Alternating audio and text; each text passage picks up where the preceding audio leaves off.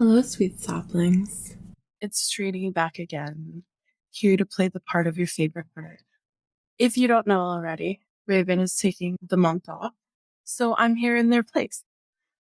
Today we're reading Stitched Shut by Peach Sneakers.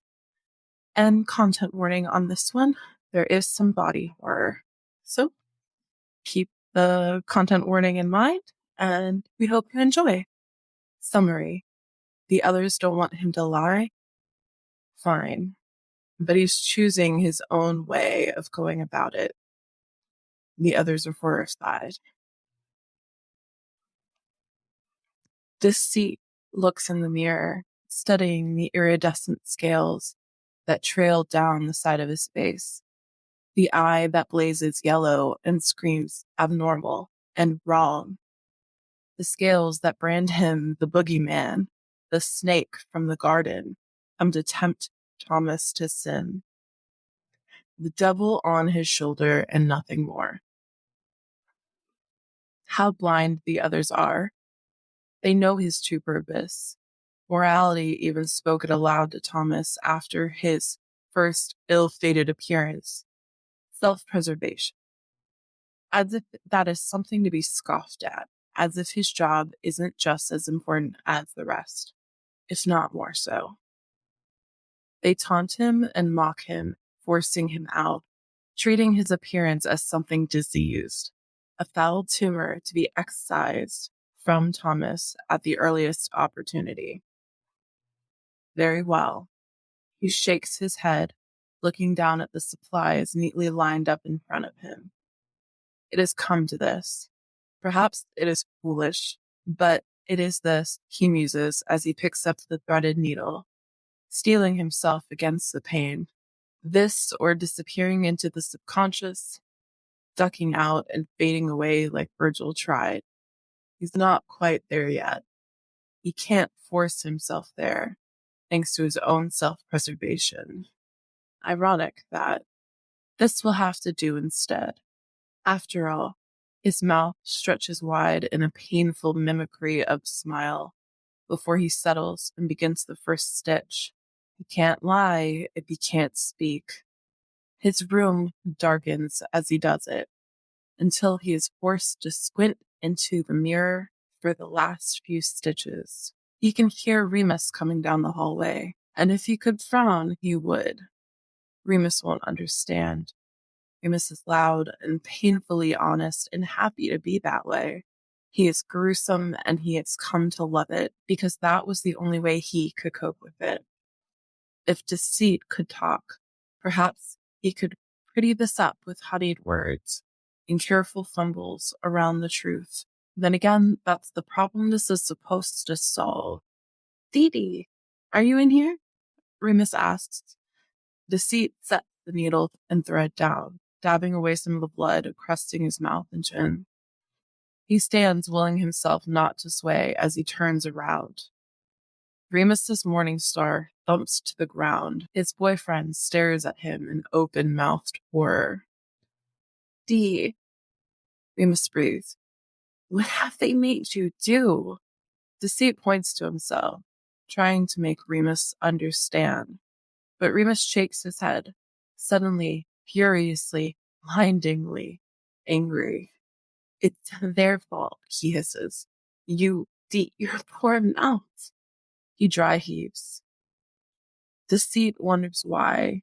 Surely this is nothing worse than the thoughts that pass through Remus's head and express themselves in his part of the imagination on a daily basis. He's seen ill-formed horror that beat a few stitches by a landslide. You're coming with me, Remus decides, before Deceit can protest. Remus has linked one arm tightly through his and sunk out. They land in Thomas's living room, behind the television. The others turn, startled. Thomas must be preparing for a video, Deceit thinks idly. His head won't stop swimming, and he wishes Remus would let him sit down. He ducks his head, trying to keep his mouth from view. It's Remus nearly threw up seeing it. He's not ready to see anyone else's reaction. He's sure they'll be pleased, though. They might act horrified or tell them that they wish he hadn't done it, but he'll still be able to taste the lies in their words, the sense of sticky relief lurking behind wet eyes and choked voices. What are you two doing here? Virgil spits out defensively, his shoulders hunched and his arms wrapped around himself. What have you done to him? Remus hisses, shaking deceit. He wobbles, his stomach lurching. We haven't done anything, Patton says. Why would you think that we had? Get out of here, Remus, Roman contributes. Their words shouldn't hurt, and yet the truth in them stings. Take Jack the Fibber with you. No, Remus said. Oh no, I'm not going anywhere. Not until you see what your bullshit has done. You didn't want a liar, right? You didn't want deceit? Well, of course not, Patton says. Lying is wrong. Remus cackles, and the sound is crazed. Deceit winces. Well, that won't be a problem anymore, Remus says brightly, too bright. It stings and scrapes against Deceit's brain like a needle. He jerks Deceit's head up, showing off Deceit's handiwork to a chorus of shocked and horrified intakes of breath. Patton even lets out a tiny whimper when he sees it. With careful, even stitches, Deceit has stitched his mouth shut. You can't lie if you can't talk, Remus says, in a mimicry of Deceit's earlier thoughts. That's what you wanted, right? Want me to do it too? Or rip out my tongue? I could do it right now. He motions toward his mouth, and shockingly, Roman is the one who lunges toward him, yanking his arm down. No, Roman blurts out. He's so pale, Deceit wonders if he's going to pass out. No, I didn't. Deceit, Virgil whispers. He's sprawled on the steps, and he looks horrified. No, you don't get to act like you care, Remus says, wagging his finger at the shocked Templo. You never did before. You don't get to pretend. Thanks, Remus. Deceit, thanks.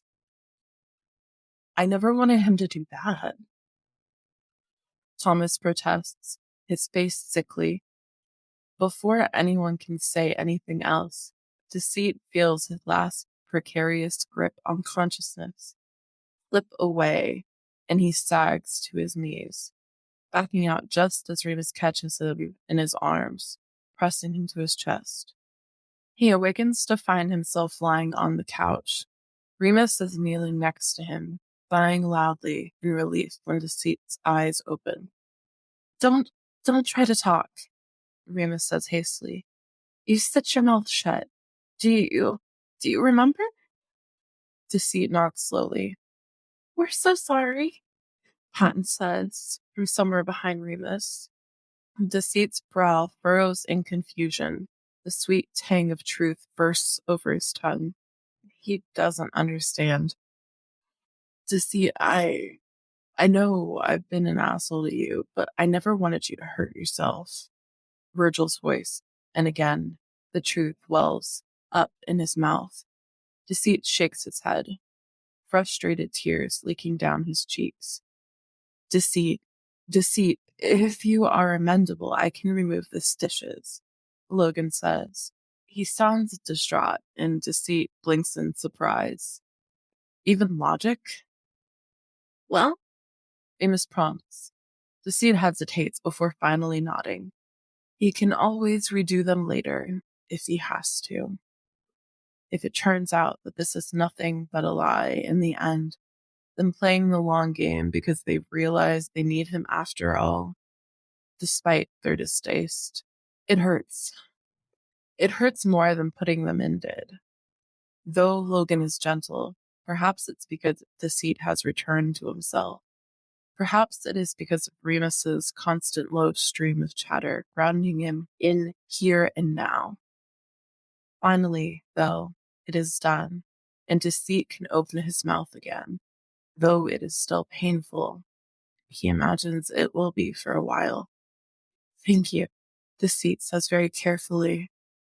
It is hard to move his mouth, but he thinks he manages it well enough.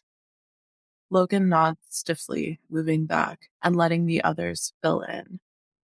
Deceit, I'm so sorry, Virgil says. His eyes are red-rimmed. I've been a dick.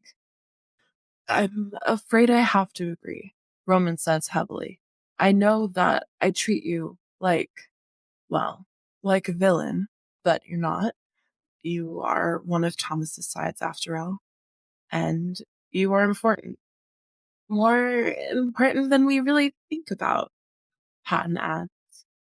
I'm sorry too. I should know better. He bites his lip, looking distressed. It's Deceit pauses. No, it's not all right. That would be a lie. I believe it'll be all right in the future. He settles on. Thank you. You're important, Thomas says. I need to treat you better, you and Remus. I'm sorry. Remus looks surprised and grateful. Deceit smiles tentatively, despite the pain throbbing in his mouth. Perhaps he can be heard after all. That was stitched shut by Peach Sneakers. We hope you enjoyed it, and we hope you have a wonderful day.